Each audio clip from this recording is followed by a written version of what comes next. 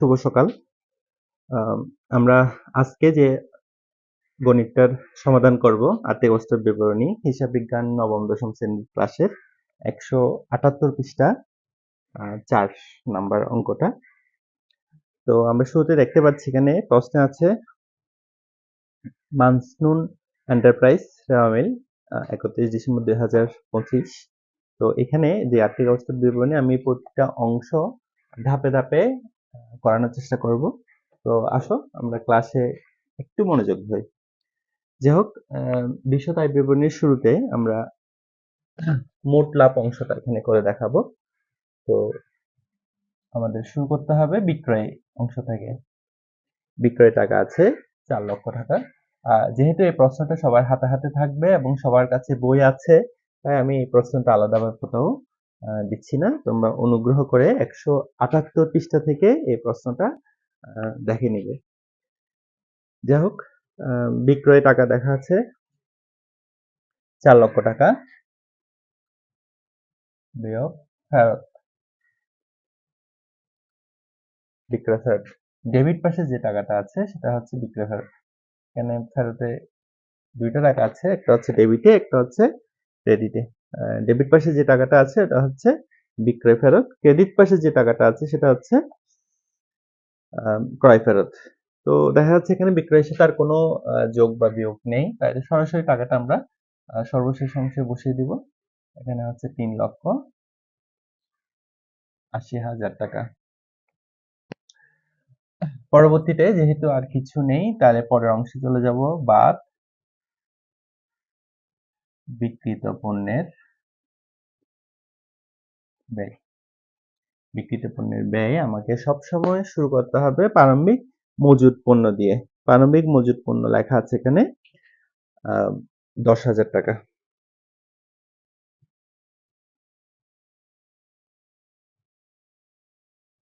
প্রারম্ভিক মজুদ পণ্য 10,000 টাকা। কিন্তু এখানে 3 নাম্বার প্রশ্নের মধ্যে একটা সমন্বয় রয়েছে। তো যে কারণে আমরা টাকাটা এখানে প্রথম করে লিখবো 10,000 টাকা। এটা সবসময় থাকে না, মাঝে মধ্যে থাকে আর কি। তো সমন্বয় যে অংশগুলো আছে আমরা জানি যে সমন্বয় প্রতিটা এন্ট্রি দুইবার করে হয়, ঠিক আছে। তো এই ক্ষেত্রে এখন বসবে একবার, যেহেতু আমরা মোট লাভ অংশটা করছি। সমন্বয়ে আসবে, এখানে আছে প্রারম্ভিক মজুদের মধ্যে মণিহারি অন্তর্ভুক্ত আছে, তাহলে আমরা লিখতে পারি অব্যবহৃত মণিহারি 2,000 টাকা। তাহলে এখানে বাকি 8,000 টাকা বসে যাবে। এবার আসো পরের অংশে, যে ক্রয়ের টাকা লিখতে হবে 1,80,000 টাকা। 1,80,000 টাকা বিয়োগ ফেরত বা ক্রয় ফেরত। তো ফেরত হচ্ছে কত টাকা? এখানে ফেরত হচ্ছে যে 10,000 টাকা, মানে 1,70,000 টাকা। কেন এখানে লিখেছি? কারণ এখানে সমন্বয় আছে। তো এখানে 1 নম্বর সমন্বয়ের মধ্যে বলা হয়েছে সম্ভাব্য ক্রেতাদের মাঝে 5,000 টাকার পণ্য বিনামূল্যে বিতরণ করা হয়েছে যা হিসাবভুক্ত হয়নি। সেটা ক্রয় থেকে বিয়োগ করে দেখাতে হবে। বিয়োগ বিনামূল্যে পণ্য বিতরণ।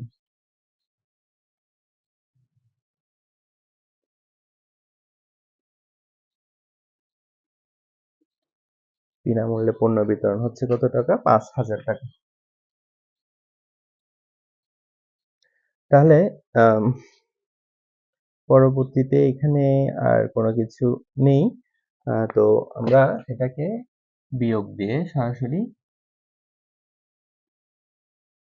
1,65,000 টাকা এখানে লিখলাম।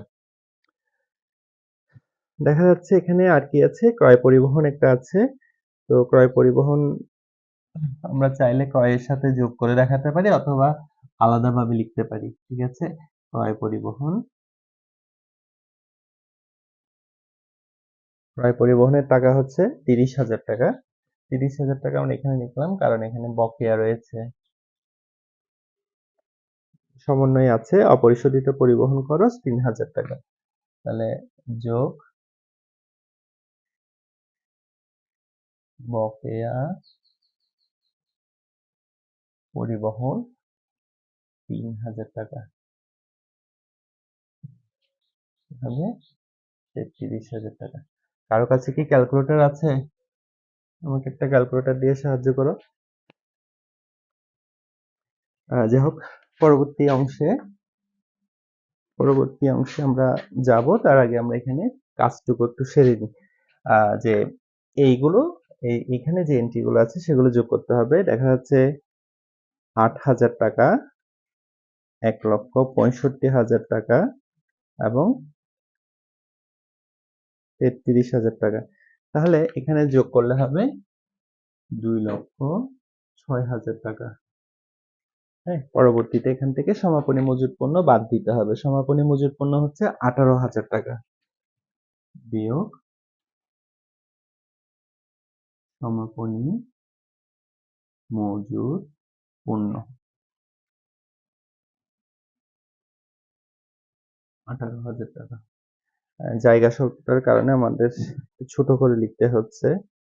এই ১৮,০০০ টাকা বাদ দেওয়ার পরে যে অংশটা পাওয়া যাবে, যে টাকাটা পাওয়া যাবে সেটা শেষ করে লিখবো ১,০০,০০০।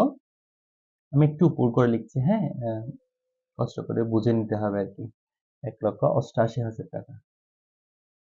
এখন এই যে ৩,৮০,০০০ থেকে এই ১,৮৮,০০০ বিয়োগ দেব। বিয়োগ ৩,৮০,০০০ টাকা। অর্থাৎ আমাদের এখানে ১,৯২,০০০ টাকা যে টাকাটা এসেছে সেটা হচ্ছে মোট লাভের অংশ। লিখে দিতে পারি মোট মুনাফা বা মোট লাভ। তো পরবর্তী ধাপে চলে যাচ্ছি। হ্যাঁ, পরবর্তী অংশে মোট মুনাফা পেয়েছি কত? ১,৯২,০০০ টাকা। তো এরপরে আমাদের যে কাজটা করতে হবে সেটা হচ্ছে কি, বাদ পরিচালন ব্যয়।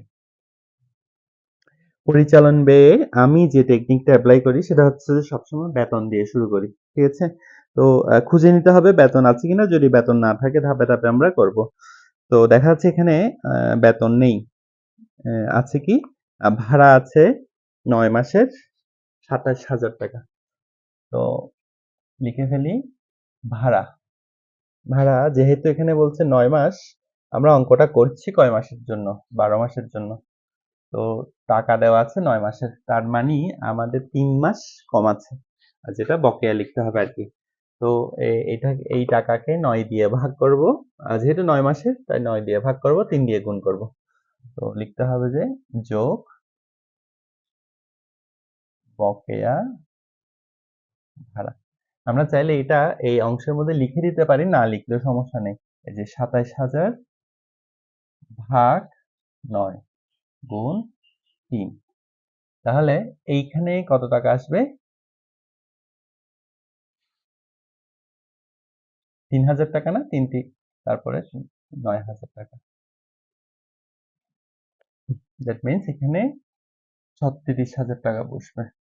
আশা করছি বুঝতে পেরেছি।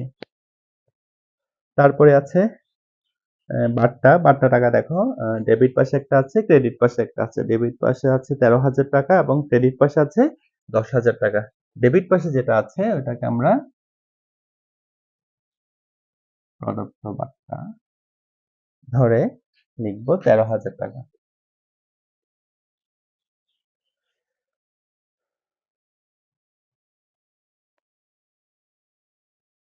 তারপরে আছে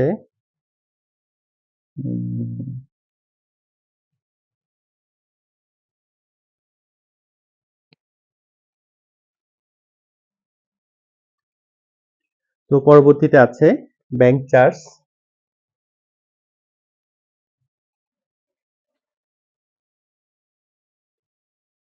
ব্যাংক চার্জের টাকা হচ্ছে ৫,০০০ টাকা।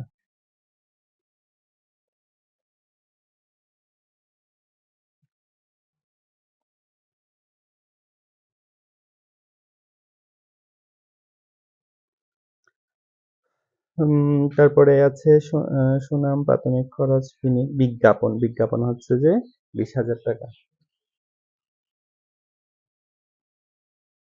বিজ্ঞাপন 20,000 টাকা। তাহলে এই বিজ্ঞাপন প্রথম করে লিখেছি কেন? কারণ এখানে আছে এক এক নাম্বারের মধ্যে সম্ভাব্য ক্রেতাদের মাঝে 5,000 টাকার পণ্য বিনামূল্যে বিতরণ করা হয়েছে যা হিসাবভুক্ত হয়নি। তাহলে এই অংশটা কি করতে হবে আমাকে? বিজ্ঞাপনের সাথে যোগ করতে হবে। যোগ বিনামূল্যে পণ্য বিতরণ। বিনামূল্যে পণ্য বিতরণ হচ্ছে কত? 5,000 টাকা। তাহলে 25,000 টাকা এখানে বসবে। অপরিশোধিত পরিবহন খরচ এটা তো হয়ে গেছে। তারপরে প্রারম্ভিক মজুরের মধ্যে মণিহারি অন্তর্ভুক্ত আছে 2,000 টাকা, যেটা অব্যবহৃত মণিহারি। তো তারপরে হচ্ছে যে এছাড়া এখানে আর কোনো এন্ট্রি দেখা যাচ্ছে না। তো যে কাজটা করতে পারি সেটা হচ্ছে যোগ করে ফেলতে হবে। এই অংশটা যোগ করে ফেলতে হবে।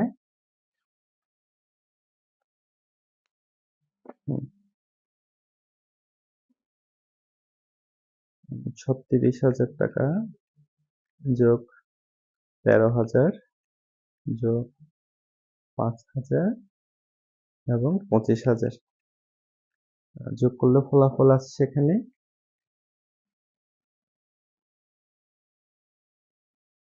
79,000। তো 1,92,000 থেকে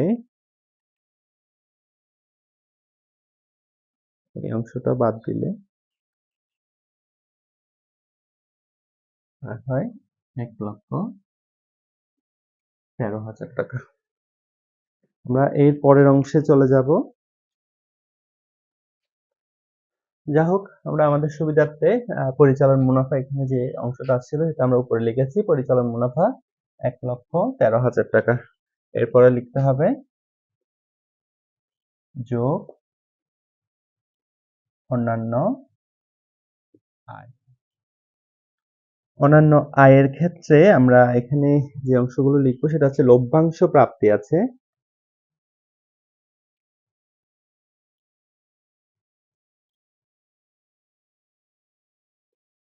লভ্যাংশ প্রাপ্তি হচ্ছে কত টাকা? 20,000 টাকা। 20,000 টাকা এখানে লিখলাম। তারপর আছে বাট্টা প্রাপ্তি, এটা ছিল 13,000 টাকা। বাট্টা প্রাপ্তি বাট্টা প্রাপ্তি হচ্ছে 10,000 টাকা।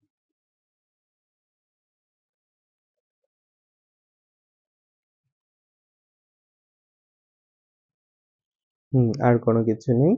তখন এই অংশটা আমাদের যোগ করে দিতে হবে। যোগ করে কত হচ্ছে? 30,000 টাকা।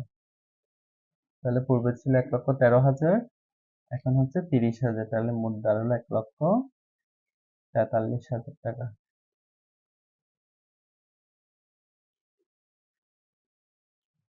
বা অন্যান্য ব্যয়। অন্যান্য ব্যয় একটা গুরুত্বপূর্ণ অংশ আছে, এই অংশটা একটু ভালো করে দেখতে হবে। শুরুতে আমরা দেখি, এখানে দেখা যাচ্ছে অন্যান্য ব্যয়ের মধ্যে রয়েছে এই ব্যাংক ঋণের সুদ, অর্থাৎ ঋণের সুদ। ঋণের সুদ আমরা এখানে লিখব ঋণের বকেয়া সুদ।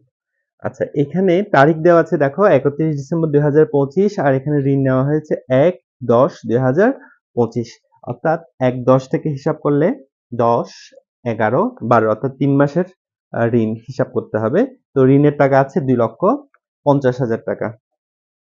2,50,000 টাকা। 2,50,000 টাকা থেকে 12% প্রথমে বের করতে হবে। আমরা 12% বের করি।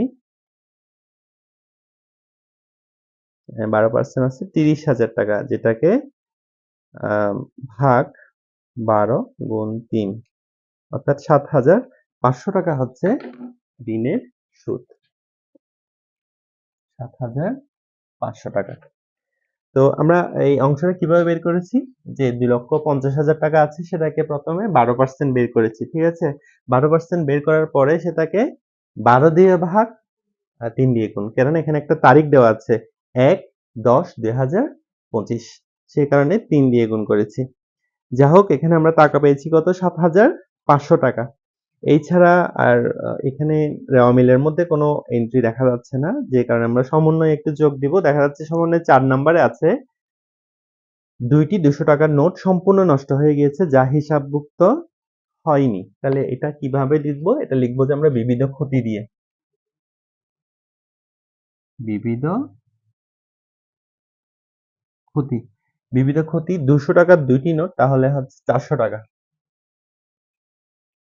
তাহলে দাঁড়ায় 7,900 টাকা। তো 1,43,000 টাকা থেকে মাইনাস 7,900 দেখা যাচ্ছে 1,35,100 টাকা। এই অংশটাই হচ্ছে আমাদের নিট মুনাফা। এটাই হচ্ছে আমাদের নিট। আশা করছি মোট লাভ এবং নিট মুনাফা এই দুইটা অংশ আমরা খুব ভালোভাবে বুঝতে পেরেছি। তো মালিকানা সত্ত্ব নির্ণয়ের এই পর্যায়ে আমরা দেখব যে কিভাবে মালিকানা সত্ত্ব নির্ণয় করতে পারি। শুরুতে মূলধন। মূলধনের টাকা আছে কত টাকা? 7 লক্ষ টাকা। এই 7 লক্ষ টাকা এখানে লিখে ফেললাম। যোগ নিট লাভ। একটা ক্যালকুলেটর লাগবে।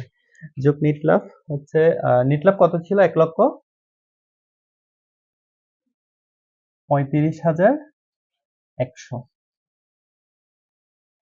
তখন এখানে যোগ করলে হচ্ছে 8,35,100 বিয়োগ এখানে আছে উত্তোলন।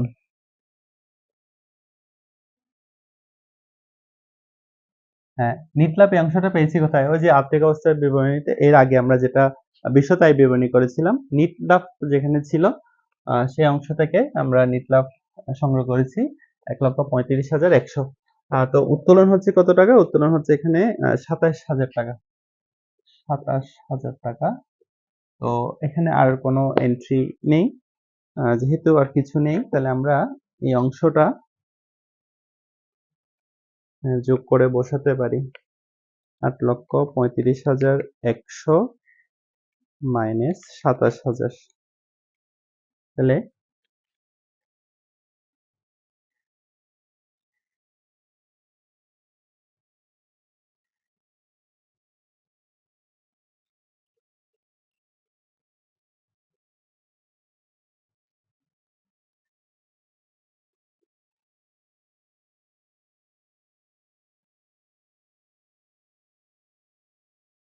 তাহলে মোট মালিকানা সত্ত্ব আসছে কত? 8,08,100 টাকা।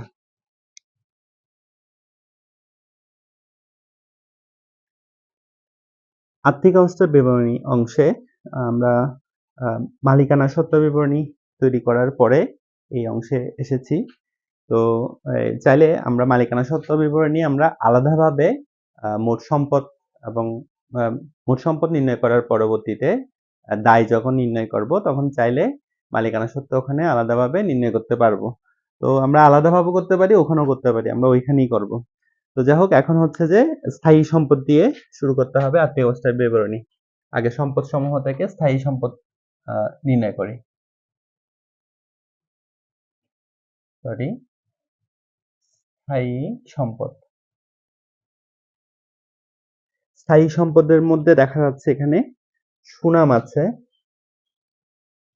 এদের সাথে কোনো সমন্বয় নেই, তাই সরাসরি বসে যাবে। সুনাম 4 লক্ষ টাকা। আর আছে ডেলিভারি ভ্যান।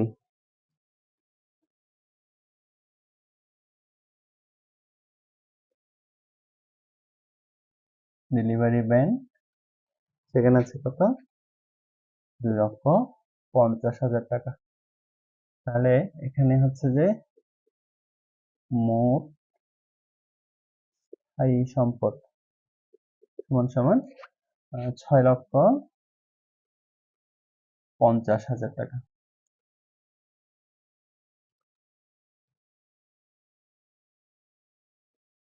দীর্ঘমেয়াদী সম্পদ দীর্ঘমেয়াদী সম্পদের মধ্যে রয়েছে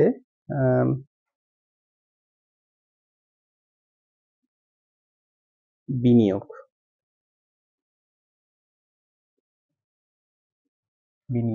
যেহেতু এটার সাথে আর কোনো এন্ট্রি নেই, সরাসরি আমরা শেষ ঘরে লিখে ফেলবো, অর্থাৎ 2 লক্ষ টাকা। পরে আসবে চলতি সম্পদ। চলতি সম্পদ শুরু করব হাতে নগদ দিয়ে।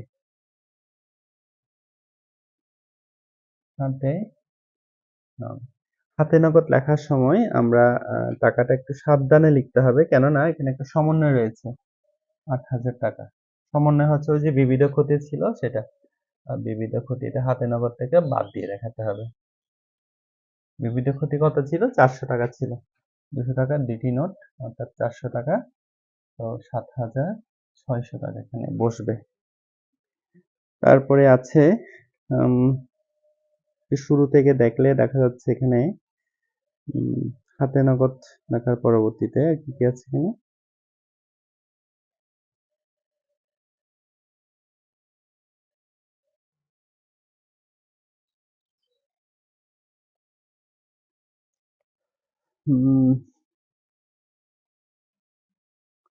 দুঃখিত, আমি একটু খুঁজতে সময় নিচ্ছি। এখানে আর কোনো এন্ট্রি আছে কিনা দেখছি একটু করে। না, এখানে আর কোনো এন্ট্রি দেখা যাচ্ছে না। তাহলে আমরা সমন্বয়ের দিকে চলে যাব। সমন্বয়ে আছে কি? সমন্বয়ে রয়েছে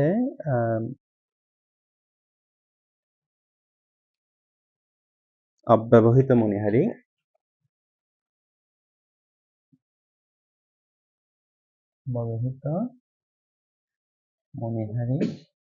অব্যবহৃত মণিহারি ছিল কত টাকা? 2,000 টাকা। 2,000 টাকা। তারপরে ছিল সমাপনী মজুদ পণ্য 18,000 টাকা।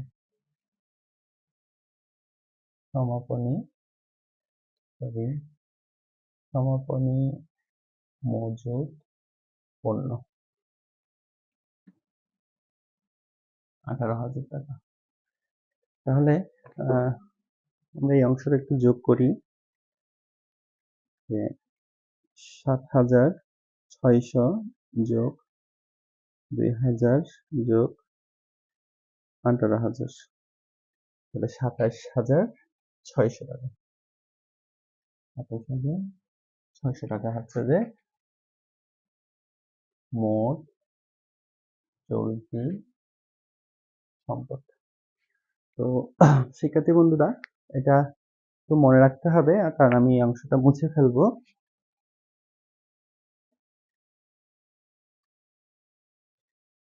তাহলে আমাদের এখানে স্থায়ী সম্পদ হচ্ছে 6,50,000, দীর্ঘমেয়াদী সম্পদ 2 লক্ষ, চলতি সম্পদ 27,600। এগুলো আমি এখানে লেখার সুবিধার্থে লিখে রেখেছি। তো পরবর্তীতে দেখা যাচ্ছে কি আছে অলিক সম্পদ।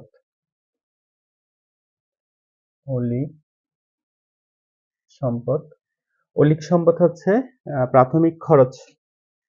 এটা আছে প্রাথমিক খরচ। এখানে কত টাকা আছে? প্রাথমিক খরচ দেখা যাচ্ছে 2 লক্ষ টাকা। সব বেশি বেশি টাকা, 2 লক্ষ টাকা। যেহেতু আমাদের আগের সম্পদ ছিল 8,77,600, এখন হচ্ছে 2 লক্ষ, যোগ করলে 10,77,600 টাকা। এটা হচ্ছে আমাদের মোট সম্পদ। পরবর্তীতে আমরা বের করব দায় ও মালিকানা সত্ত্ব। তো আমাদের সুবিধার্থে আমি আগে থেকেই লিখে রেখেছি মালিকানা সত্ত্ব ও দায়। মালিকানা সত্ত্ব যেটার সমাপনী উদ্ধৃত ছিল, এই যে এখানে টাকাটা আছে 8,08,100 টাকা। তো আমরা এইখানে যেটা লিখবো সেটা হচ্ছে যে পরবর্তীতে চলতি দায়, সরি, চলতি দায়, চলতি দায় এখানে অন্তর্ভুক্ত করব, যেটা হচ্ছে যে একটা আছে 12% ঋণ, 12% ঋণ, এটাকে আমরা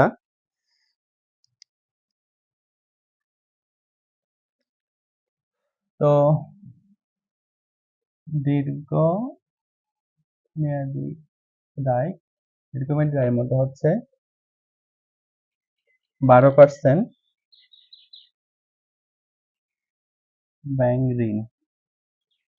যেহেতু শুধু একটাই আছে, তো আমরা এটা সরাসরি লাস্টের করে বসাতে পারি, যে 2,50,000 টাকা।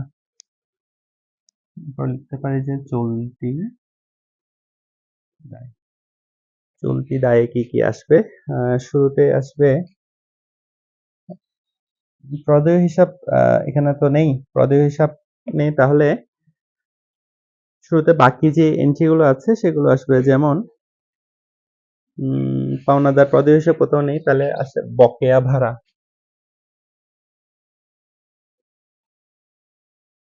বকেয়া ভাড়া ছিল এখানে 9,000 টাকা সমন্বয় থেকে।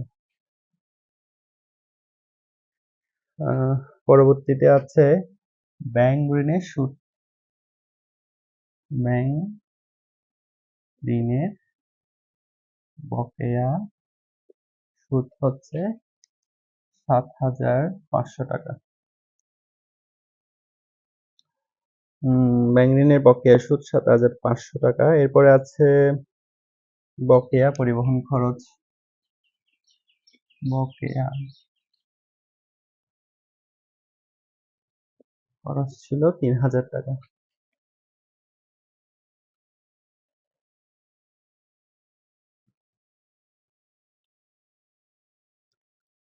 তো আশা করছি এখানে আর কোনো কিছু নেই। তো আমরা যোগফলটা করে দেখি, যোগফল কিরকম আসে। 9,000, 7,500 যোগ 3,000, তাহলে 19,500 টাকা।